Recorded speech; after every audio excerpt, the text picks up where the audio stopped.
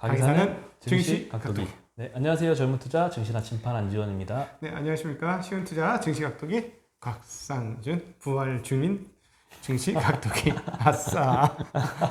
정말 힘들었네. 기분 되게 좋아 보이시네요. 한 달마다 오늘 좀 부활했어요. 음, 부활하기 시작했습니다. 네. 속속이던 놈이 딱 하면서 갑자기 2주 전? 1주 반 전에 나 왜 이렇게 주식 못하지? 이래가지고 무슨 내가 전문 투자자야. 미친놈 막 이러면서 막 욕을 하고 있었는데 오늘은 어떤 생각이 드는지 아세요? 네, 어떤 생각이요? 실력이 많이 확실히 늘었어. 이렇게 일일비 하셔도 되는 건가요? 아니 그게 그렇게 되더라고 속에서는. 그렇게 안 하고 싶은데 역시 내 판단에 옳았지. 그렇지 이러면서 2주 전만 해도 막 머리를 쥐어짜면서 막 그 있잖아요. 현금성 주식. 네. 떨어질 땐 주식 되고 올라올 땐 현금 된. 네. 그 주식이 오늘 트랜스포메이션 네. 변태를 보여주면서 변태하면서 완전한 주식이 됐네요. 완전한 주식으로 성장주로 마치 지가 성장주인 것 마냥. 그래서 기분 좋은 날입니다. 네. 네. 오늘 시장 말씀드리면은 코스피는 0.7% 올랐고요. 코스닥은 1.5%. 코스닥이 훨씬 더 많이 올랐습니다. 네. 그래 많이 올랐으니까 또 개인 투자자들은 매도를 했습니다. 네. 코스피에서 2,300억 매도했고요. 코스닥에서는 460억 매도했습니다. 네. 예, 외국인은 별 움직임을 안 보였고요. 코스피에서는 270억 매도, 코스닥은 450억 매수했고요. 기관 투자자들이 오늘 많이 샀습니다. 그중에 연기금은 이틀째 매수세를 보였습니다. 연기금. 네, 기관은 오늘 코스피에서 2,500억 매수, 코스닥은 800억 매수했습니다. 네. 네, 그리고 오늘 이렇게 시장이 많이 올랐는데 완전히 반대 움직임을 보였던 업종이 있었죠. 네, 2차전지 배터리 업종이었습니다. 에너지와 관련돼서 극과 극의 상황들이 발생을 했어요. 에너지와 관련해서. 네, 지난 파워데이에서 폭스바겐이 발표를 했죠. 그렇죠. 각형 배터리를 채택한다라는 소식에 배터리 3사가 좀 약세를 보였고요. 각형을 납품하는 이제 삼성 SDI는 뭐 거의 소폭 약세였습니다. 1%도 안 떨어졌습니다. 네. 네, 파우치형 배터리를 납품하는 LG화학과 SK이노베이션이 많이 빠졌습니다. 네, 장 후반으로 갈수록 더 하락폭이 더 세졌고요. 막판에 조금 올라오긴 했지만 폭락했어. 네, 어제 사실 이 이슈에 대해서 머니투데이 단독 기사가 나갔고 그거를 말씀드렸는데 내용이 그대로 실현이 됐습니다. 네, 그렇죠. 네, 파워데이 행사에서 2023년부터 통합형 셀이라 부르는 각형 배터리를 적용을 하고 2030년까지 80% 비중까지 올리겠다라고 목표를 정했습니다. 이 같은 결정에 따라서 이제 LG 에너지 솔루션과 SK 이노베이션은 폭스바겐 내 점유율이 굉장히 낮아질 것으로 보이죠. 세계 1위 업체인데. 그렇죠. 네, 한국투자증권 리포트에서도 이 언급을 했는데요. 하지만 이 소재 업체들 같은 경우에는 이제 LG나 SK의 유럽 공장 매출 비중이 높은 회사는 당연히 악재를 보이겠다. 하지만 고객사가 다변화된 커머디티성 제품인 동박, 분리막 그리고 소수 업체만 생산하는 이 리튬원 같은 이런 것들을 생산하는 업체는 유럽의 생산 공장을 갖춘 회사의 경우에 유럽셀 업체에 채택될 가능성이 높다라고 언급을 했습니다. 그리고 이제 솔루스 첨단 소재, 이번에 동박 만드는 회사고요. 동화 기업은 이제 전해질 만듭니다. 그리고 분리막 업체 이런 데들은 이제 노스볼트 같은 유럽셀 업체의 향 물량 증가가 가능하다 이렇게 언급을 했는데요. 네. 오늘 솔루스 첨단 소재 같은 거는 이제 9%나 올랐고요. 네, LG화학은 7.8% 마이너스, SK이노베이션은 5.7% 마이너스를 보였습니다. 누가 이렇게도 얘기하더라고. LG, SK 막 싸우니까 안 해! 이러고 던졌다. 폭스바겐이 그렇게 한 거 아니냐. 폭스바겐이. 왜냐면 둘한테서 받는 거잖아요. 네. 그리고 사실은 이번에 LG와 SK 소송의 결정타는 폭스바겐 이 중간에 끼어 있었거든요. 네. 그러니까 당연히 LG를 채택할 거라고 생각했는데 SK를 선택했고 도대체 얼마나 싸게 했길래 SK를 선택했느냐 하니까 공들였던 LG가 빡이 올랐고 그리고 딱 따지면 네 우리 거잖아 해가지고 이제 이 상황들이 온 건데 내용을 살펴보면 폭스바겐 내용을 살펴보면 엔트리급은 배터리 비용을 절반까지 낮추겠다고 얘기했습니다.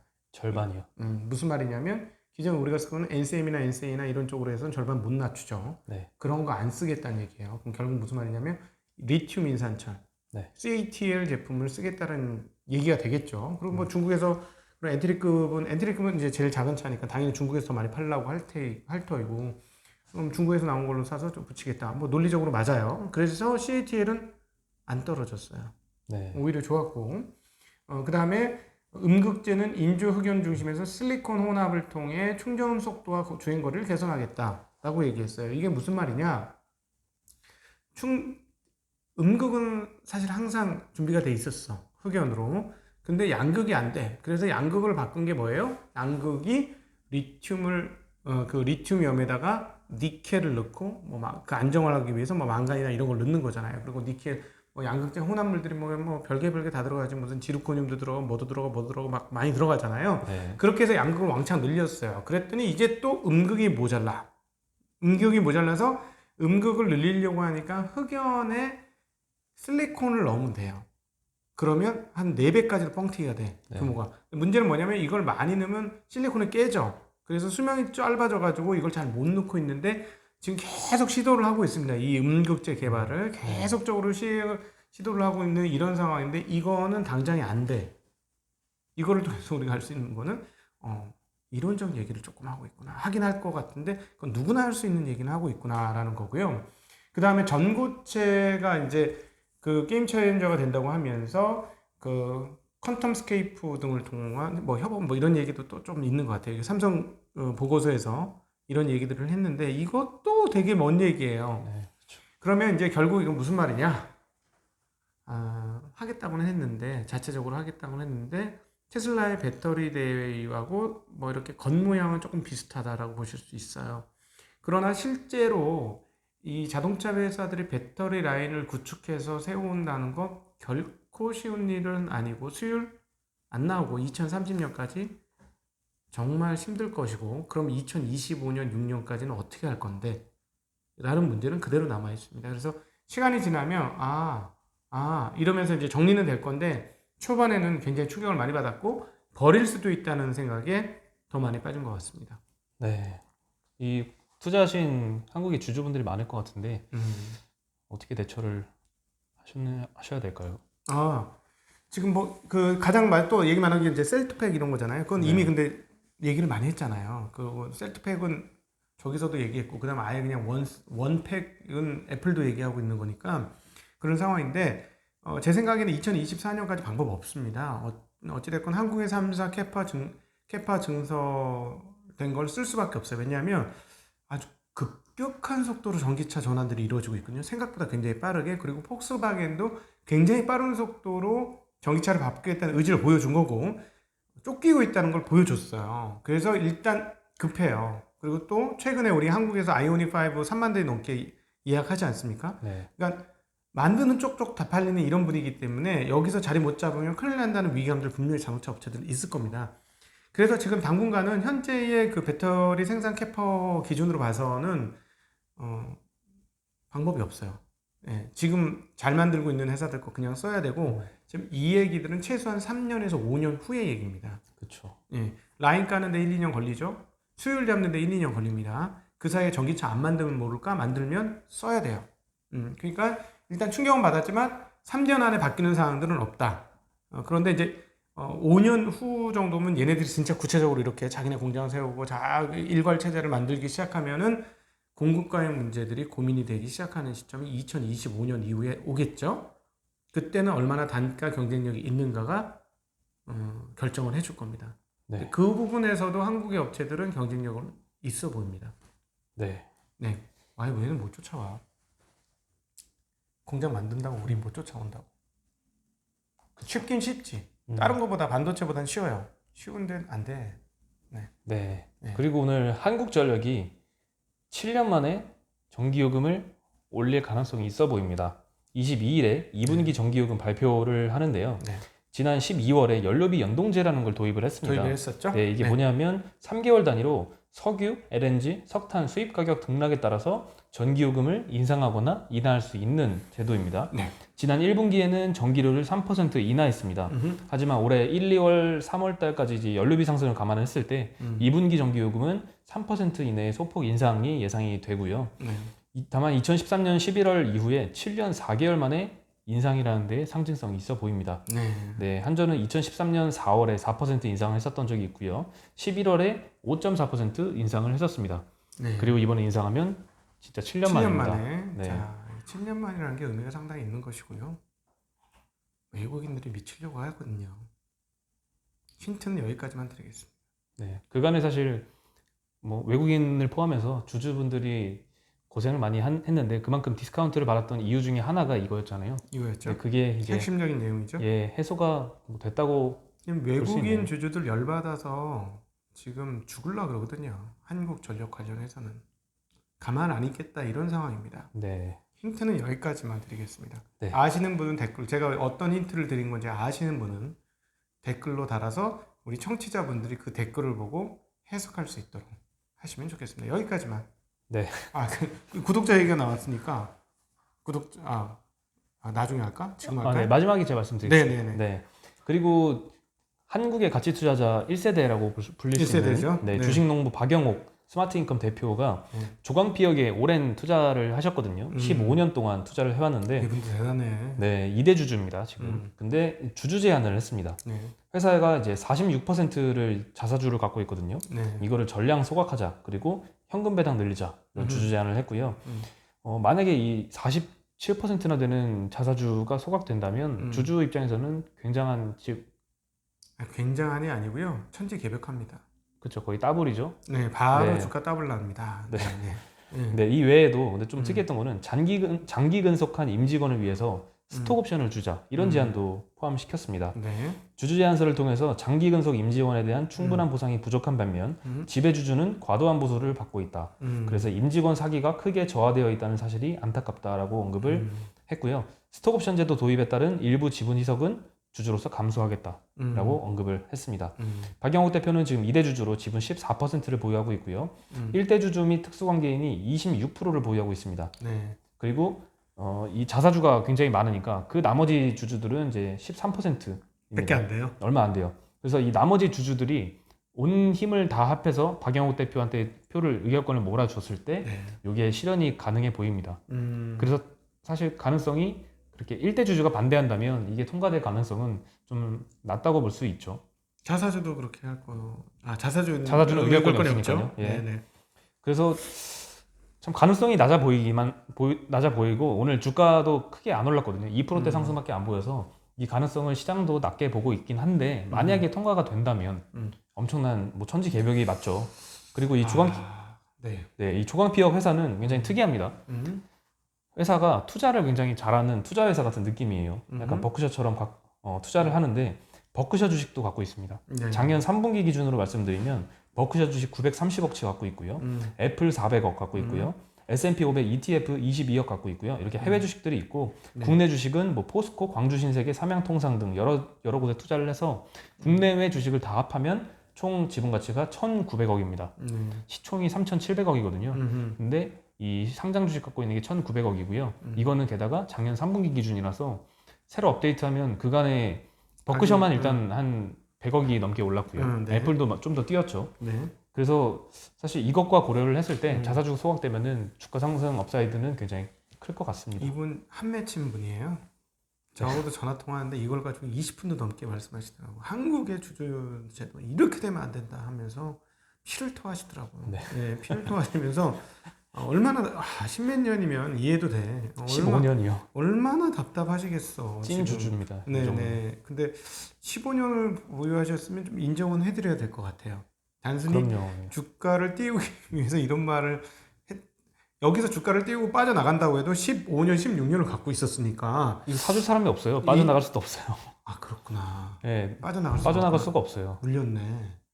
물렸다기보다는 우리 표현으로 물렸네 이거는. 진짜 기업을 산 거죠. 네, 기업을 근데 이게 지금 참 재밌는 게 개인 주주들 그러니까 개인 투자자들이 지금처럼 활발하게 했던 적은 제 평생에 처음인 것 같거든요. 네. 99년, 2000년도 그때 잠시 빼고는 그러면 좀 판세가 좀 달라질 수도 있지 않을까 하는 저희 같은 데서도 이렇게 언급이 됐으니까 우리는 뭐 여기에 대한 이거 전부 개인적인 의견이지 공적인 의견은 1도 없고요. 지금 여기에 있어서 회사와 관련된 의견도 없고 저희는 그냥 풀어드리기만 하는 겁니다. 이 부분에 대해서는. 근데 어쨌든 내용이 이렇게 이야기가 회자가 되니까 개인 주주들이 상당히 관심을 가지면서 좀 달라질 수도 있겠네 과거에 비해서는요. 예, 실제 박영욱 대표도 이 건에 대해서 그러니까 일반 개인 투자자들한테 의결권을 나한테 좀 위임을 해달라 이렇게 요청을 하고 있는 상태입니다. 네. 근데 이게 어떤 주주가 보나 굉장한 이득이 될 만한 안건이기 때문에 보유한 주주들은 거의 뭐 이 사건을 이제 인지를 한 주주들은 뭐 대부분 찬성을 할 것 같습니다. 네. 네. 전체가 참여를 하면은 통과가 되겠죠. 야, 자사주 진짜 많다. 자사주 47%는 처음 진짜, 봤습니다. 진짜 많다. 네. 네. 그리고 이제 오늘 이베이 코리아 예비 입찰 시작을 했는데요. 네. SK텔레콤에서 참여를 공식화했고요. 어허. MBK 파트너스와 컨소시엄도 논의 중이라고 합니다. 예. 네, SKT가 보유한 11번가는 현재 GMV 이 총 거래액이 10조 원입니다. 예. 여기도 굉장히 큽니다. 그래서 이베이 코리아를 인수한다면 단순 합산하면은 GMV 30조 원이 되는데요. 사실 이 GMV 30조 원을 어느 정도 성장을 시킬 수 있으냐가 관건일 것 같거든요. 근데 이제 라스트 마일 배송이 굉장히 중요하잖아요. 쿠팡이 지금 굉장한 가치를 받고 있는 것도 그 때문이고, 네. 그래서 로켓 배송 때문인 것 같고, 그리고 이제 네이버 같은 경우에도 CJ 대한통운과 지분 교환을 함으로써 이제 풀필먼트 서비스를 도입해서 이제 24시간 내에 네이버도 배송이 가능해졌습니다. 예. 근데 이제 11번가가 만약에 이걸 인수를 하게 된다면 배송 서비스에 굉장한 혁신을 가해야 될 것 같은데 지금은 사실 잘 모르겠습니다. 어떤 11번은 게 아직까지 있는지. 이제 다른 회사에 비해서 이쪽 배송세 쪽에서는 아직 구축이 덜 됐다는 얘기죠. 네. 네. 이게 되면은 뭐 상관없는데 안 되면은 이 GMV 30조짜리 회사가 되고도 이 성장성을 보여주지 못한다면은 이 5조를 주고 산 게 사실 너무 비싸게 주고 산 거라는 결론을 시장은 인식을 하겠죠. 예, 예. 네. 그래서 한번 어디가 인수할지는 한번 결론을 더 지켜봐야 될 것 같습니다. 네. 그리고 또 11번가는 또 조만간 IPO도 예정이라고 합니다. 네네. 네. 그리고 이제 미국 공항 이용객이 굉장히 많이 늘고 있다고 합니다. 네. 1년 만에 최다치인데요. 당연히 1년 만에 최대치겠죠. 계속 늘고 네. 있으니까. 네, 백신 접종이 진행이 되면서 일부 주들은 경제활동 재개에 돌입을 했고요. 지난주 금토일 같은 경우에는 매일 100만 명이 넘는 사람들이 공항을 이용을 했다고 합니다. 예. 네, 코로나 이전인 2019년에 비하면 아직은 절반 이하 수준입니다. 근데 뭐 절반 정도만 해도 굉장히 많이 회복을 그럼요. 한 거라고 볼 수 있겠죠. 관련 기업들 주가 엄청 빵빵 뛰잖아요. 그렇죠. 네, 항공사 CEO들도 기대감을 보이고 있는데요. 델타항공 CEO는 5, 6주 전부터 항공편 예약이 급증했다. 사람들이 봄, 여름 계획을 세우고 있는 영향으로 봤고요. 그리고 지난 1년간 희망을 봤지만 모두 헛된 희망이었다라고 언급을 했는데요. 이번엔 진짜 같다는 언급을 했습니다. 네. 네, 아메리칸 항공 CEO도 지난 3주는 코로나 이후 최고의 3주였다라고 네. 언급했고요. 제트블루 CEO는 항공편과 호텔, 휴가 패키지 판매가 지난주 크게 늘었다라고 언급을 했고요. 네. 이에 따라서 국내 오늘 항공주들도 굉장히 많이 올랐습니다. 네. 네, 국내 항공주 중에는 제주항공이 6%, 아시아나가 5.6%, 에어부산 5%, 진에어 4%, 티웨이 3%. 예, 항공주들이 굉장히 많이 상승을 보였습니다. 전 보유하고 있는 미국 항공주들을 이제 언제 팔아야 될까 고민에 빠지기 시작했습니다. 네, 저는 남들 좋을 때 줘야지. 달라 그럴 때 주고 사달라 그럴 때 사주고 네. 팔아달라 그럴 때 이제 매도를 팔아줘야죠. 고민하시는군요. 그렇죠. 매도를 고민해야죠. 이제는 남들 뭐 다 좋다는데 내가 뭐 굳이 가져 주지 뭐 시장에. 이런 자세 네, 고수의 향기가 좀 나지 않습니까? 납니다. 모두가 두려워할 때 용기를 내셨네요. 아 근데 나 그냥 한 말인데 창피하게 왜 그러세요? 네, 어제 지난주까지만 해도 하수였습니다. 언제 하수 탈피하나 이랬어요. 네. 오늘 근데 굉장히 기분이 좋아 보이시길래. 네. 오늘 하루는 고수예요. 오늘 하루는 나는 고수지. 네, 오늘 아각 선생이네요. 네, 아각이죠. 네. 그러나 아직도 1월 중순부터 2월까지 이렇게 어려웠던 구간이 완벽하게 해소가 되지 않는. 네. 네. 아직 완전한 아웃퍼폼을 못 시켜. 연간 아웃퍼폼이 안 된. 네, 빠르게 그래도 달려가고 있잖아요. 네, 빠르게 회복은 하고 있습니다. 네. 네. 네. 그리고 오늘 이제 밤에 이제 FOMC 시작을 합니다. 네, 미국 드디어. 시간으로 16일, 17일 양일간 열립니다. 여기에 대해서 이제 블랙록의 CIO가 언급을 네. 해줬는데요. 이번에는 뭐 단기금리 동결을 할 거라고 생각을 하지만 내년 2, 3분기 들어서도 단기금리를 올리지 않을 경우는 이는 연준의 경제 전망과 어울리지 않는다라고 지적을 했습니다. 연준이 내년 실업률을 4%로 전망을 하는데 이게 맞다면 단기금리를 인상하고 수익률 곡선 앞부분의 이동성을 어느 정도 흡수하는 것은 문제가 안 된다라고 했는데요. 이 수익률 곡선의 앞부분이란 거는 뭐 만기가 짧은 단기 자금이겠죠.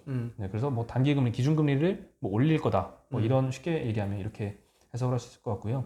비슷한 의견으로 BOA의 마크 카바나 단기금리 전략 담당도 3월 FOMC는 보다 매파적일 것으로 관측을 했습니다. 여러 팩트가 실질적으로 나아지고 있기 때문에 시장 예상보다는 덜 완화적일 것이다 라고 언급을 했고요. 또 어느 시점에서는 10년물 국채 등 장기채를 매입해서 금리 오름세를 제어할 것이다 라고 언급했습니다. 우리는 이때 말하는 사람들이 어디에 포지션을 가지고 서 있는지를 한번 생각해 봐야 합니다. 네. 블랙록은 유명한 부동산 회사죠. 네. 부동산 투자자죠. 훌륭한 부동산 투자자고. 부동산은 그쵸. 그렇게 금리가 시작을 올라가면 안 좋습니다. 금리가 눌러줘야 됩니다. 네. 네. 네, 그럼 항상 보유 편향도 있겠네요. 아 당연하지. 네. 당연히 지금 채권 시장의 아우성이 어떤데요. 계속 희망 고문 비슷하게 지금 채권 시장은 하고 있습니다. 근데 주식 시장 입장에서 약간 편향되게 얘기를 하면 아유 정말 채권 위험 자산이고 지금 금리 오르는 건 거의 명확하게 방향성을 잡았어요. 근데 아니라고 자꾸 우기니까 힘든 거야. 받아들이고 빨리 방향성을 바꿔야지 채권에 계신 분들은. 네. 이라고 좀 약간 보유 편향을 세게 말씀드리면 상황이 그렇습니다. 지금 미국 상황. 세게 말씀드리면 그래요. 근데 지금 미국 10년물 금리는 조금 내려왔어요. 다시 1.6 아래로 살짝 내려왔더라고요. 안정세를 조금 1.6은 찾았습니다. 지난번에 그 곡소리 나던 자리입니다. 네, 그렇죠. 참고로 지금 군사를 배겨갖고 견디는 거지. 네. 아 여기서 지금 1.7 가면 또 한 번 곡소리 나요. 그리고 여기 증권시장까지도 영향을 미칠 거고 갑자기 1.7로 올라가면 이거 만약에 FOMC 회의에서 지난번하고 똑같이 금리가 상승하는 것은 경기 회복에 대한 사람들의 기대감이 높아지는 거니까 자연스러운 거야 이렇게 얘기해 버리면 진짜 1.7로 튀면서 한번 또 조금 맞을 거예요. 그런데 만약 1.63 밑으로 계속 버티면 시장 아싸 이러고 갈 수 있고 채권 시장은 이게 뭐야 이럴 수 있고 네. 예. 재미난 내일 모레 기대하시죠. 네. 보통 뭐 두 번째 날까지 지켜봐야 될 것 같으니까. 근데 저희 입장은 단기적으로 흔들릴 수는 있지만 저희는 불리한 입장이 아니에요. 채권 시장은 진짜 지금 힘든 입장이에요. 그쵸. 우리는 사실 되게 경기 회복이 눈에 보이는 상황이기 때문에 냉정하게 우리는 굉장히 좋은 상황이지. 그럼요. 네.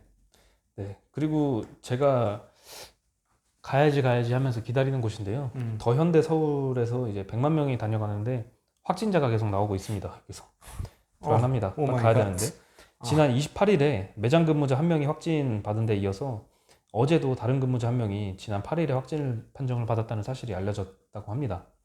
네, 근데 현대백화점 측에서는 이제 방송을 통해서 내용을 전파를 했다고 하고요. 쇼핑하면서도 근데 쇼핑 해야 되긴 하잖아요. 간 사람들이 가만히 있었네. 예? 아니 거기 있는 분들이 계속 그렇게 확진자가 나왔습니다 하는데도 쇼핑을 했다는 거예요. 모르겠어요. 그 쇼핑 중에 도중에 했는지 아니면은 그 고객이 없을 때 직원들한테만 알렸는지는 모르겠지만 현대백화점에서도 뭐 적절한 대처는 한 것 같고요. 네. 방역 당국하고 협의하에 지금 영업을 하고 있다고 합니다. 네. 네. 방역 지침은 잘 준수를 하고 있다고 하는데 어쨌든 다만 저는 여기 빨리 가야 되는데 당분간 가지 마세요. 당분간 못 가게 생겼어요. 아니 우리 전 국민의 나침판이 어딜 가 지금. 네, 못 가게 참으세요. 네, 안 돼. 저도 안 갑니다. 네. 사람이 막 밖에까지 막 줄을 서 있다고 하잖아요. 네. 그래가지고 좀 사람 줄면 가야겠다라고 하는데 또 옆발상으로 야 이러니까 사람 줄겠다고 가는 분들 또 계실 것 같다. 네, 옆발상. 여기서 역발상은 주식에서 좀 하십시오. 이런 데서 하지 말고 주식에서. 네, 쇼핑 조금만 참으시길 바라겠습니다. 네. 네, 그리고 오늘 마지막으로 이 IRP 가입을 해주신 분 중에 두 네. 분을 선정을 했습니다. 네, 그래서 이벤트. 네, 김선길님, 오재원님. 이름 네. 다 얘기해도 괜찮아? 그쵸? 괜찮아요? 네네. 네. 그 두 분에게는 제가 제일 좋아하는 투자 관련 책 중에 하나예요. 국일 출판사에서 만든 전설로 떠나는 월가의 영웅. 내 책보다 한 3분의 1은 더 두꺼워졌어. 저는 파란색인데 이게 굉장히 두껍게. 글씨가 커졌군요. 자간도 커지고. 할아버지들을 위한. 이거 글씨가 이렇게 커졌네. 네. 네. 이 두 분에게는 이 월가의 영웅을 우편으로 발송해 드리도록 하겠습니다. 뭐 언제나 그렇듯이 저희는 로켓 배송은 아니라는 거죠. 네. 기다려주시면 군베이 배송으로 언젠간 갑니다. 네. 네, 그러면 저희는 오늘 여기서 인사드리겠습니다. 안녕.